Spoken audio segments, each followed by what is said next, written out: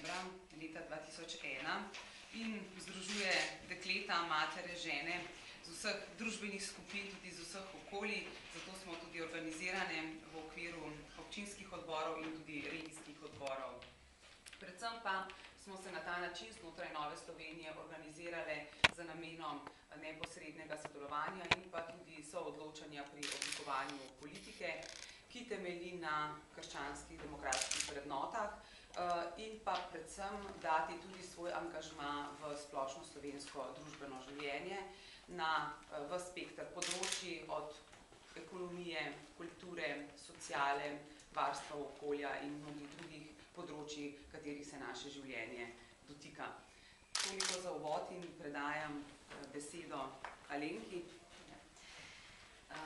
Lep pozdrav. Ženski odbor Slovenske demokratske stranke je v stranki aktiven, ali pa smo se organizirali v letu 1993 in od takrat naprej rastemo in smo organizirane v okviru občinskih odborov oziroma tudi regijskih odborov.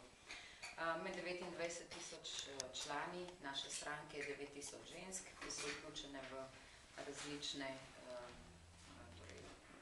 organe društva, stranke, se opravičujem, in po zadnjih lokalnih volitvah smo tudi nekoliko povečali število naših svetnic, torej preko 155 svetnic in celo eno županjo smo uspeli izvoliti v tem času, kar se nam zdi zelo pomembno, ker je nasplošno žensk v političnem in družbenem življenju, predvsem na najvišjih funkcijah, kjer se o stvarih odloča bistveno premalo po naših ocenah.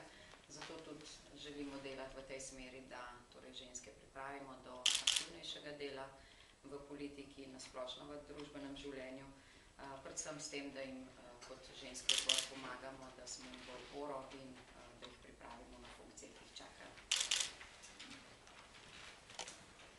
Slovenska ljudska stranka je pa žensko zvezo pridobila leta 2000. Od takrat pa tudi ne smo v bistvu po celi Sloveniji in ravno zaradi tega se tudi združujemo tako na občinskih kot na regijskih odborih. Na zadnjih lokalnih volitvah smo pridobile 3 županje.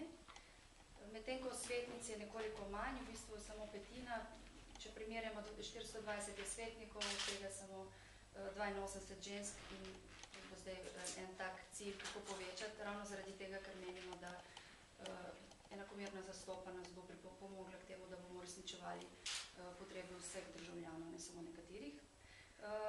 Skratka, mi se zelo zavzemamo za enake možnosti, tako moških kot ženskih, zato da lahko partnersko uresničujeta vsa prizadevanja, tako za družino, vzgojo in izobraževanje, pa tudi pri samem odločanju na področju zdravstva, socialnega skrbstva, gospodarstva, ohranjanja zdravega okolja in delovanja na vseh ostalih ravneh politike in družbe. Zdaj nov mandat bo predvsem osredotočen na izboljšanje pogoja zaposlovanja in na socialni položaj žensk, še posebej mladih mater. Hvala.